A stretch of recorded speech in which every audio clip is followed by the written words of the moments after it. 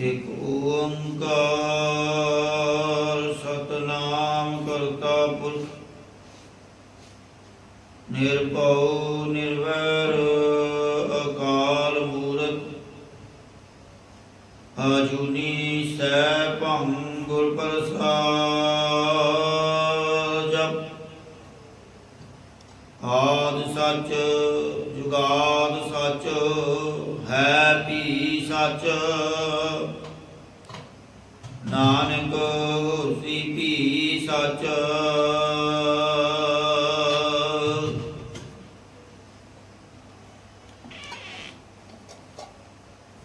ज्ञान क्या ध्यान किछ कर्म न जाना सार न जाना तेरी सब ते वड्डा सतगुर नानक जिन कल राखी मेरी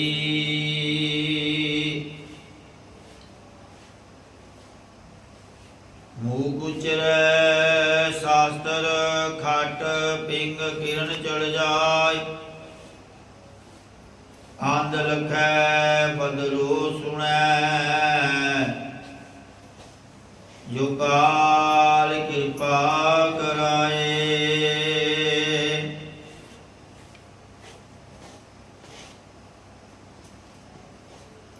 जुगो जुग टल वालिए दो जहान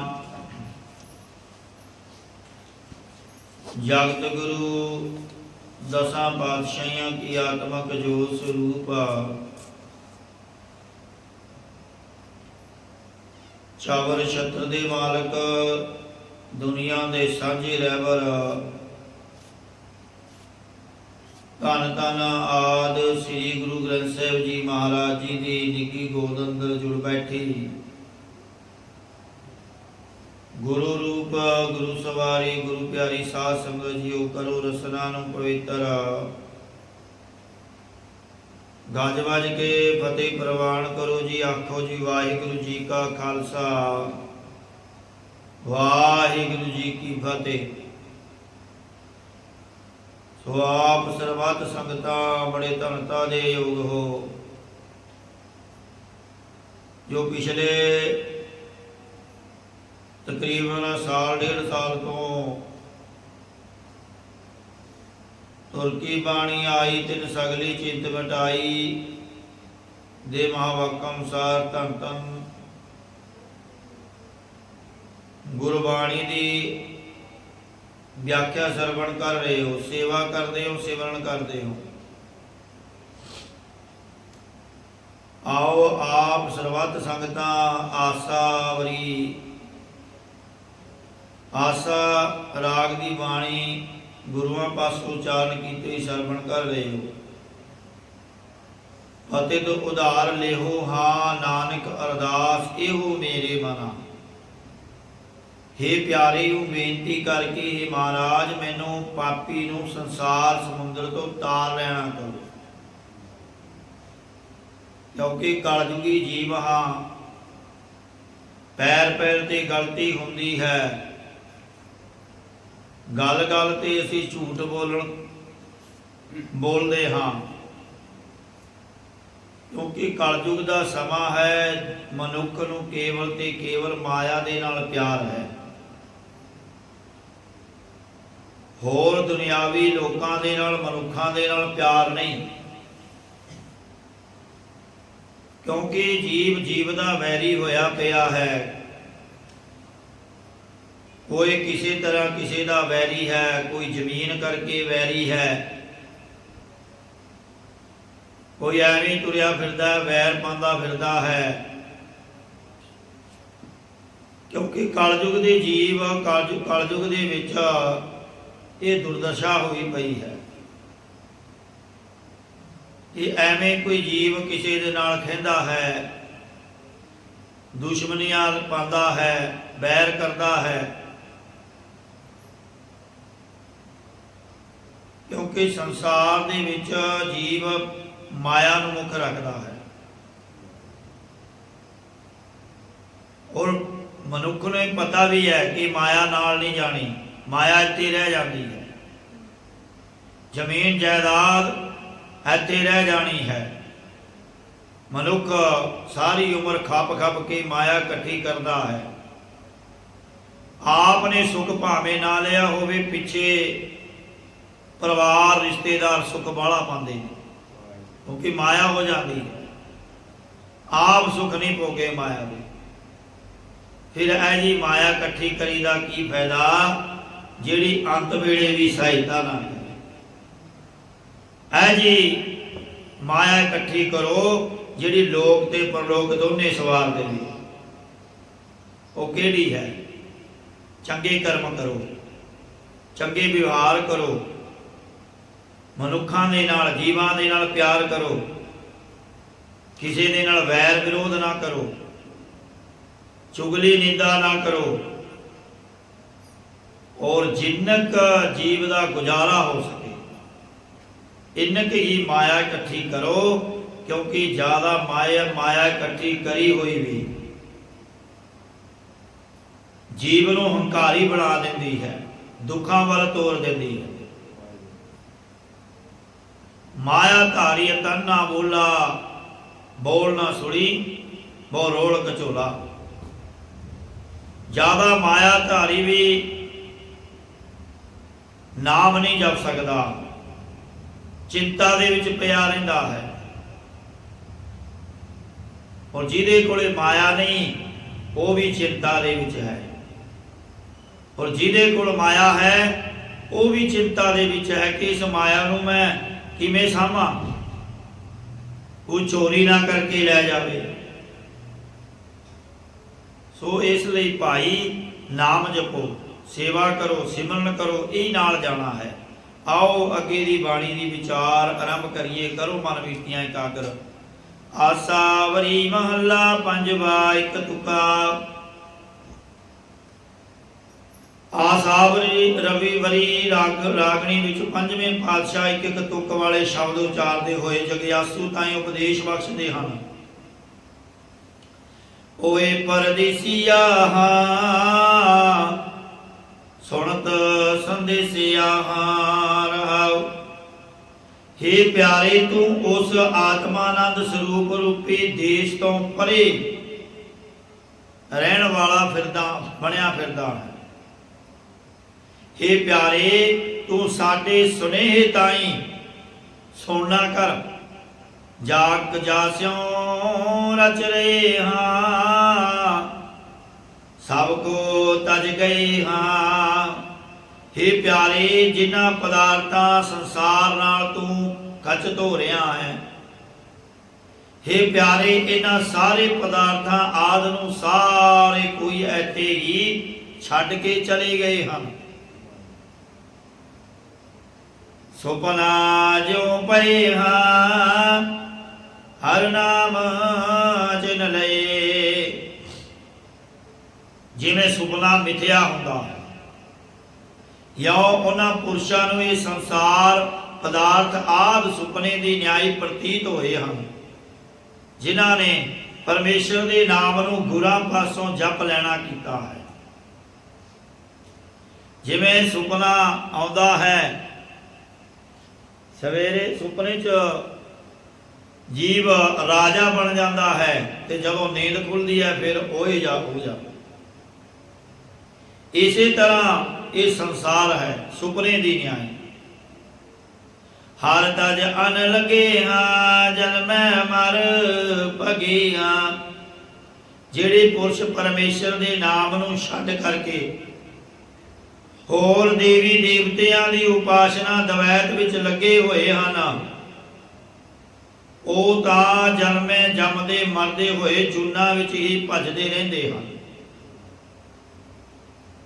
ਜਿਹੜੇ ਪੁਰਸ਼ ਪਰਮੇਸ਼ਰ ਦੇ ਨਾਮ ਨੂੰ ਛੱਡ ਕਰਕੇ ਹੋਰ ਦੇਵੀ ਦੇਵਤਿਆਂ ਦੀ ਉਪਾਸਨਾ ਦਵੈਤ ਵਿੱਚ ਲੱਗੇ ਹੋਏ ਹਨ, ਹਰ ਹਰ ਜਨ ਲਏ ਜੀਵਤ ਸੇ ਰਹੇ ਆ। ਜਿਹੜੇ ਪਰਮੇਸ਼ਰ ਦੇ ਭਗਤਾਂ ਨੂੰ ਨੇ ਪਰਮੇਸ਼ਰ ਦੇ ਨਾਮ ਨੂੰ ਲੈਣਾ ਕੀਤਾ ਹੈ।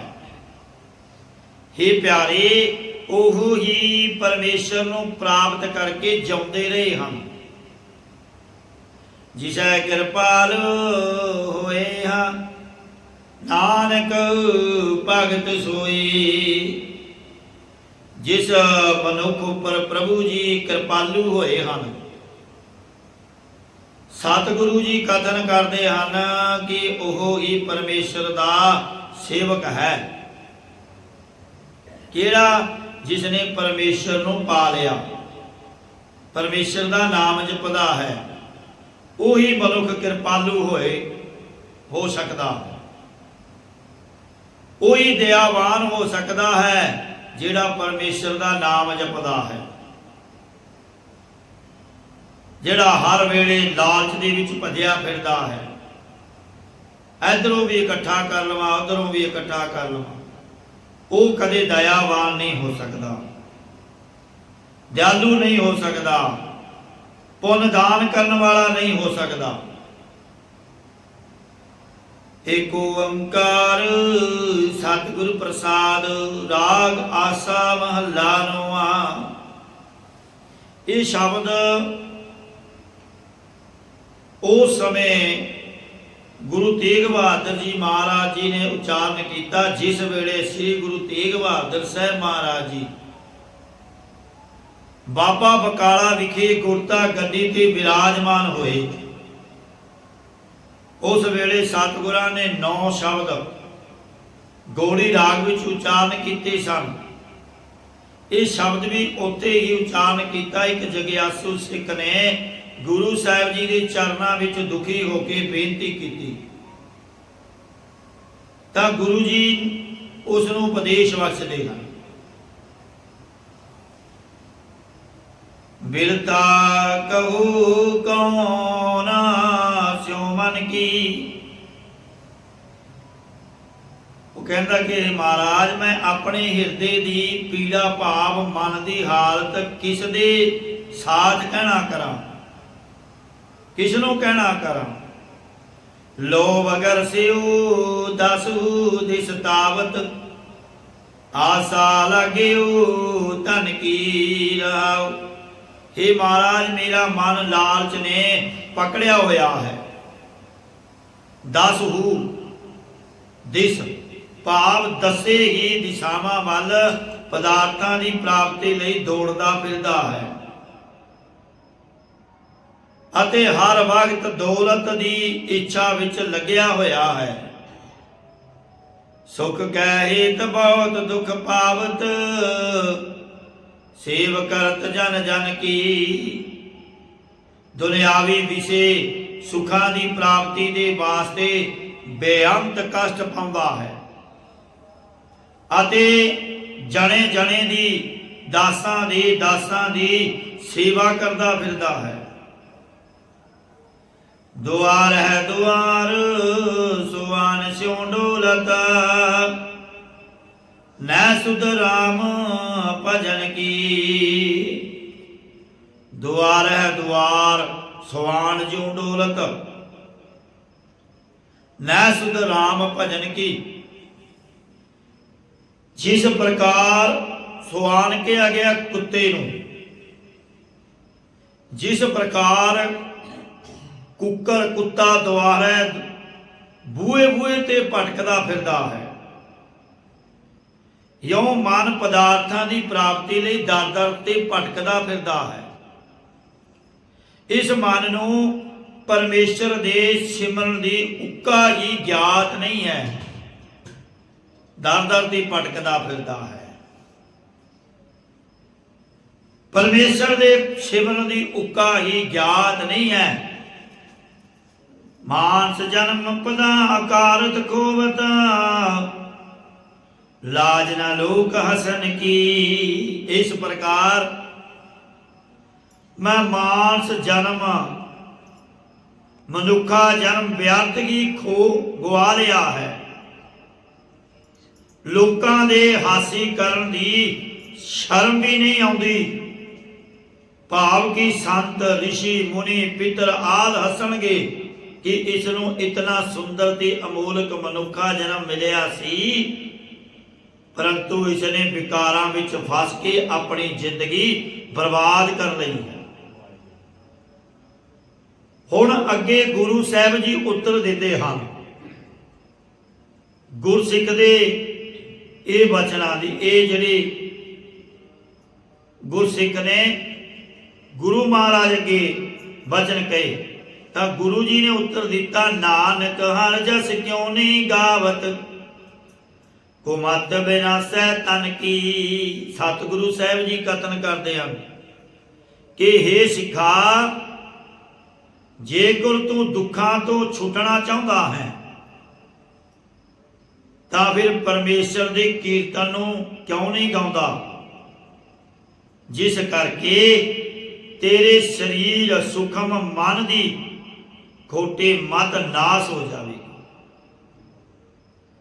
यों हरि दे गुण गावेगा तद तू छुटकारा पा लवेगा।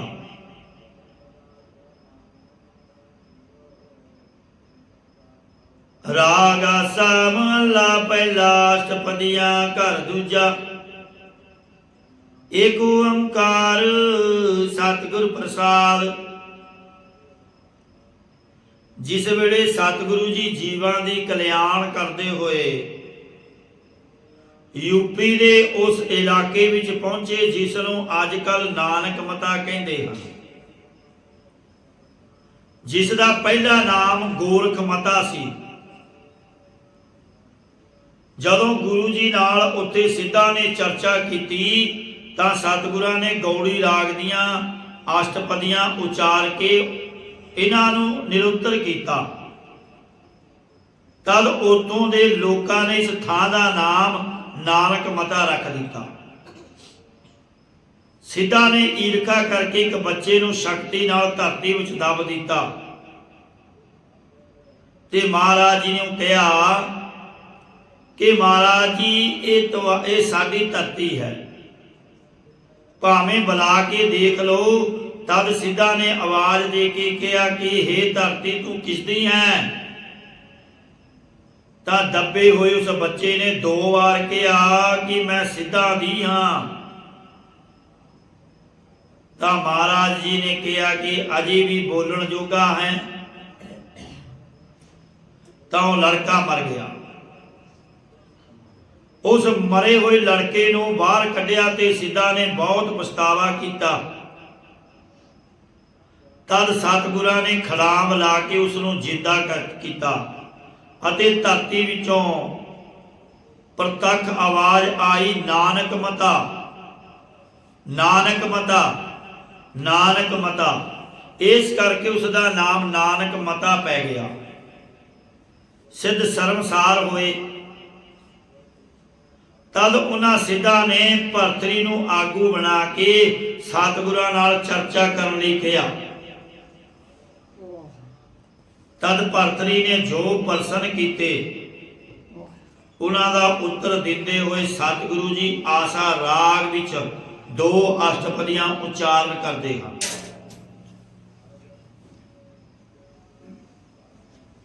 भरतरी ने पहला प्रश्न किया कि महाराज आप जी दे हिरदे दा ज्ञान की है।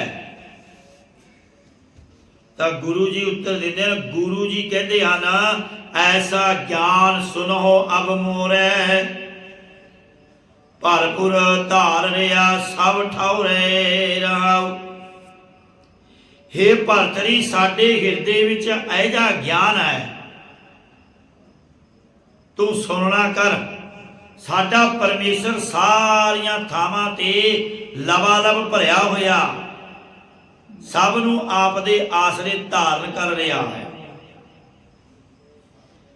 फिर भरतरी ने कहा कि महाराज असी सिद्ध जोगी तां पहाड़ां आदि नूं लंघ के मान सरोवर विच इशनान करते हाँ, तुसीं किहड़ा इशनान करते हो। तां गुरु जी कहते हैं ना, उत्तर अवकट सरवर नावन नावै, बकै न भूलै हर गुण गावै।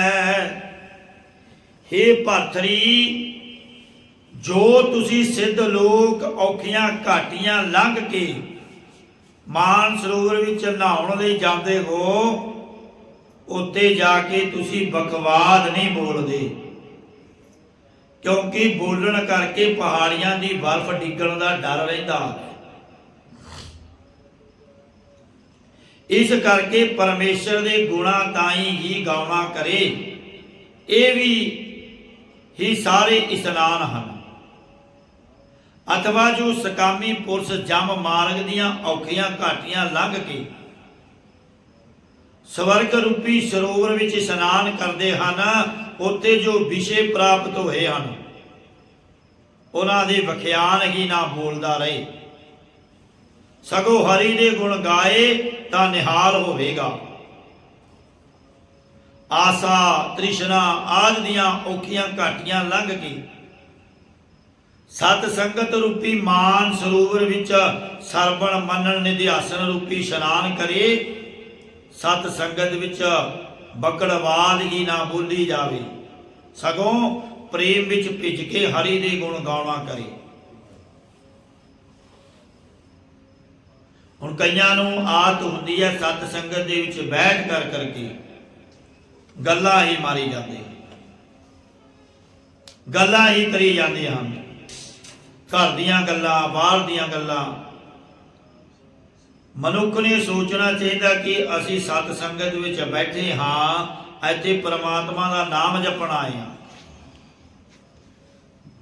ਪਰ ਮਨੁੱਖ ਫੇਰ ਵੀ ਸਤ ਸੰਗਤ ਵਿੱਚ ਬੈਠ ਕਰਕੇ ਗੱਲਾਂ ਹੀ ਕਰਦੇ ਰਹਿੰਦੇ ਹਨ। ਪੰਜਾਂ ਕੋਸਾਂ ਰੂਪੀ ਔਖੀਆਂ ਘਾਟੀਆਂ ਨੂੰ ਲੰਘ ਕੇ ਆਤਮਾਨੰਦ ਰੂਪੀ ਸਰੋਵਰ ਵਿੱਚ ਨਹਾਉਣਾ ਕਰੇ। ਪਰਮਾਨ ਵਿਪਰਜੇ ਸਿਮਰਤੀ ਨਿੰਦਰਾ ਵਿਕਲਪ ਬਿਰਤੀਆਂ ਰੂਪੀ ਔਖੀਆਂ ਘਾਟੀਆਂ ਨੂੰ ਲੰਘ ਕੇ ਜਾਂ ਪੰਜ ਕਾਮਾਦਿਕ ਔਖੀਆਂ ਘਾਟੀਆਂ ਤੋਂ ਲੰਘ ਕੇ ਨਿਰਵਿਕਾਰ ਹੋ ਕੇ ਅੰਤਰਮੁਖ ਬਿਰਤੀ ਰੂਪੀ ਸਰੋਵਰ ਵਿੱਚ ਇਸ਼ਨਾਨ ਕਰੇ ਅਤੇ ਬਖਤਾ ਹੋ ਕੇ 6 ਸ਼ਾਸਤਰਾਂ ਦਾ ਗਿਆਨ ਹੀ ਕਥਨ ਨਾ ਕਰੀ ਜਾਵੇ, ਨਾਲ ਕਮਾਈ ਵੀ ਕਰੇ ਅਤੇ ਹਰੀ ਦੇ ਗੁਣ ਵੀ ਗਾਉਣਾ ਕਰੇ। ਅਥਵਾ ਪੰਜੇ ਗਿਆਨ ਇੰਦਰੀਆਂ ਤੋਂ ਲੰਘ ਕੇ ਆਤਮ ਵਸੈਣੀ ਬੁੱਧ ਵਿੱਚ ਇਸ਼ਨਾਨ ਕਰੇ। ਸੰਸਾਰਾਕਾਰ ਬਿਰਤੀ ਤੋਂ ਲੰਘ ਕੇ ਬ੍ਰਹਮਾਕਾਰ ਬਿਰਤੀ ਕਰਨ ਰੂਪ ਇਸ਼ਨਾਨ ਕਰੇ। ਸੰਸਾਰ ਰੂਪੀ ਸਰੋਵਰ ਵਿੱਚ ਨਾਮ ਤੇ ਰੂਪ ਘਾਟੀਆਂ ਨੂੰ ਲੰਘ ਕੇ ਸਤ ਚਿਤ ਨਾਮੀ ਵਿੱਚ ਮਿਲਨ ਰੂਪ ਇਸ਼ਨਾਨ ਕਰੇ। ਦੇਹ ਅਧਿਆਸ ਰੂਪੀ ਔਖੀਆਂ ਘਾਟੀਆਂ ਤੋਂ ਉਤਰ ਕੇ ਨਿਮਰਤਾ ਰੂਪੀ ਸਰੋਵਰ ਵਿੱਚ ਇਸ਼ਨਾਨ ਕਰੇ ਤੇ ਬਖਤਾ ਹੋ ਕੇ ਵਾਕ ਹੀ ਨਾ ਉਚਾਰਦਾ ਰਹੇ, ਜਾਂ ਬਗਲੇ ਦੀ ਨਿਆਈ ਪਖੰਡ ਕਰਕੇ ਬੋਲੀ ਹੀ ਨਾ ਜਾਵੇ, ਸਗੋਂ ਹਰੀ ਦੇ ਗੁਣਾਂ ਨੂੰ ਗਾਉਣਾ ਕਰੇ। ਜਲ ਆਕਾਸ਼ੀ ਸੁਨ ਸਮਾਵੈ, ਜੋ ਪਾਣੀ ਅਤੇ ਆਕਾਸ਼ ਆਦਿ ਘਟ ਘਟ ਵਿੱਚ ਅਫੁਰ ਰੂਪ ਪਰਮਾਤਮਾ ਵਿਆਪਕ ਹੈ, ਉਸ ਦੇ ਵਿੱਚ ਸਮਾਉਣਾ ਕਰੇ। ਅਥਵਾ ਜਲ ਵਿੱਚੋਂ ਨਿਰਮਲਤਾ ਸ਼ਾਂਤੀ ਆਦਿ ਗੁਣ ਧਾਰਨ ਕਰਕੇ ਆਕਾਸ਼ ਦੀ ਨਿਆਈ 10ਵੇਂ ਦਵਾਰ ਵਿੱਚ ਅਫੁਰ ਸੁਨ ਭਾਵ ਫੁਰਨਿਆਂ ਤੋਂ ਰਹਿਤ ਹੋ ਕੇ ਸਮਾਉਣਾ ਕਰੇ। ਫੁਰਨਿਆਂ ਤੋਂ ਰਹਿਤ ਹੋ ਕੇ ਸਮਾਉਣਾ ਕਰੇ। ਆਕਾਸ਼ ਵਿੱਚ ਰਹਿਣ ਵਾਲਾ ਭਾਵ ਸੂਰਜ, ਅਰਥਾਤ ਜਿਵੇਂ ਸੂਰਜ ਦਾ ਪ੍ਰਤੀਬਿੰਬ ਘੜੇ ਦੇ ਪਾਣੀ ਵਿੱਚ ਪੈਂਦਾ ਹੈ, ਤਦ ਘੜਾ ਭੰਨਣ ਤੋਂ ਉਹ ਪ੍ਰਤੀਬਿੰਬ ਸੂਰਜ ਵਿੱਚ ਵੀ ਮਿਲ ਜਾਂਦਾ ਹੈ। ਇਸੇ ਪ੍ਰਕਾਰ ਚਿਦਾਕਾਸ਼ ਬ੍ਰਹਮ ਦਾ ਪ੍ਰਤੀਬਿੰਬ ਅੰਤਸ਼ਕਰਨ ਮਨ ਬੁੱਧ ਚਿੱਤ ਹੰਕਾਰ ਰੂਪੀ ਘੜੇ ਵਿੱਚ ਪੈ ਰਿਹਾ ਹੈ।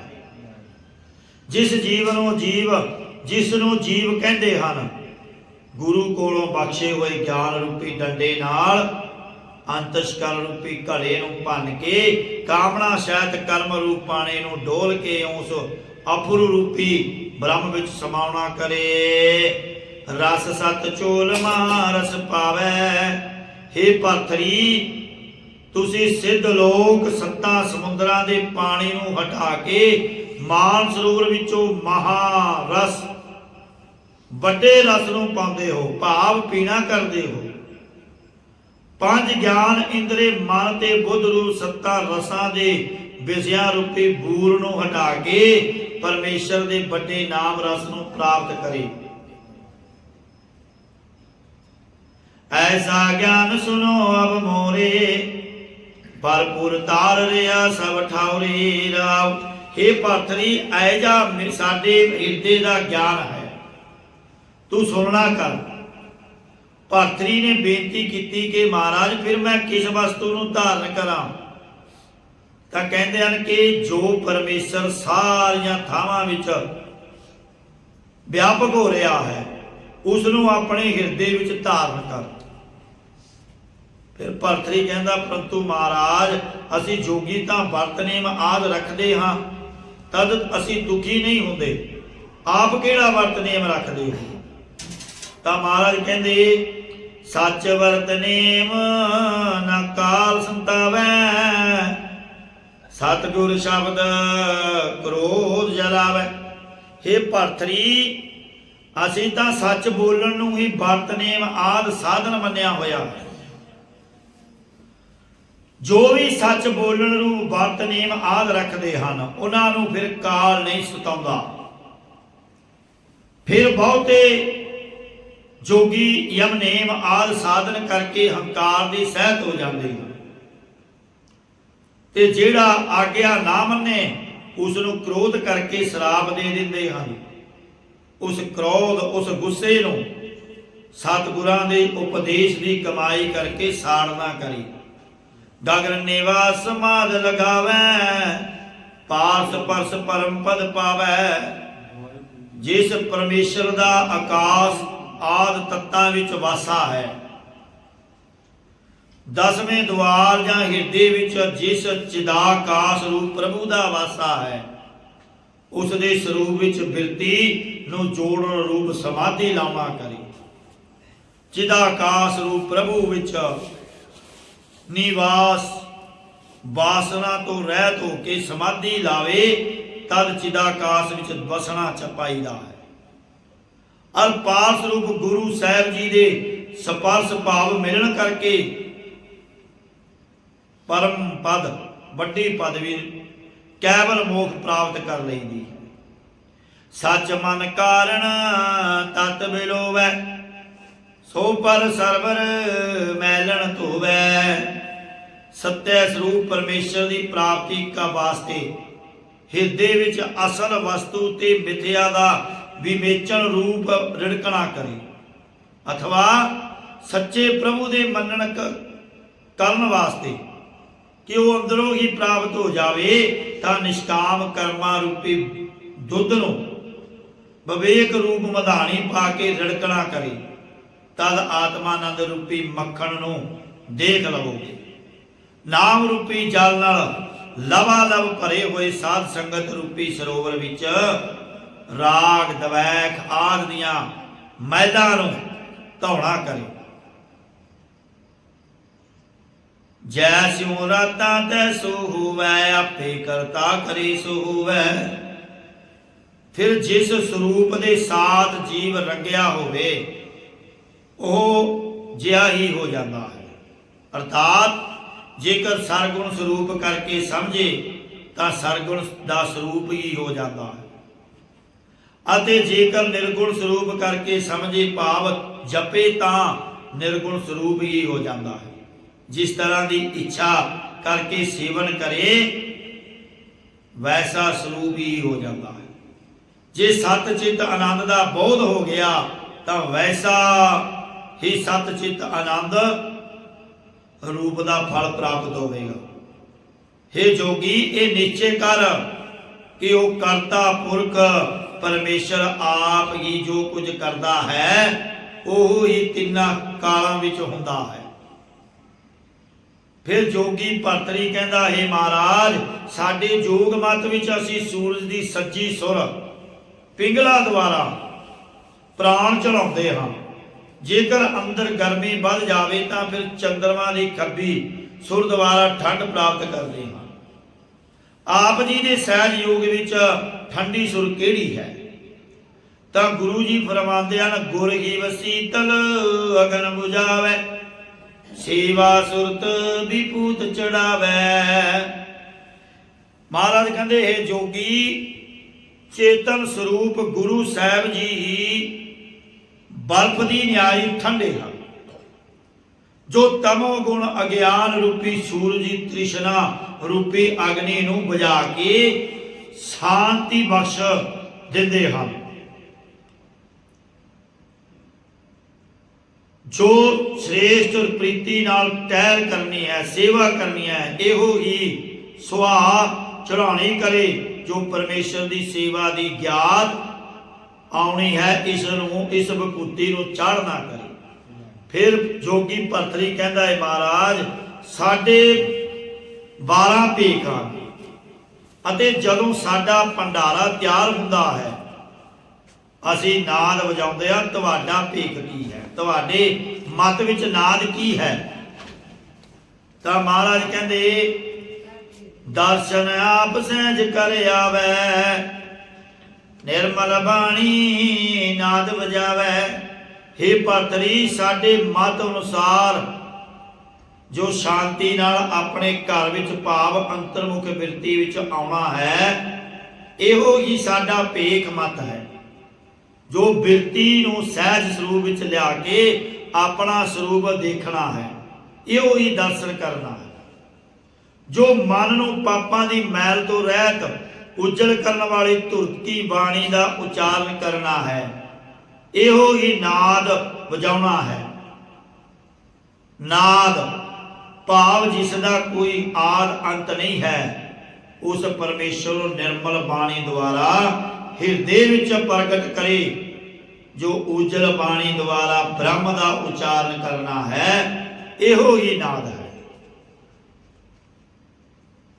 सो महाराज नाल भरत जोगी दियां होर भी बहुत सवाल जवाब होए, जिन्हां दी व्याख्या आपां कल नूं करांगे, क्योंकि समा इजाजत नहीं दिंदा।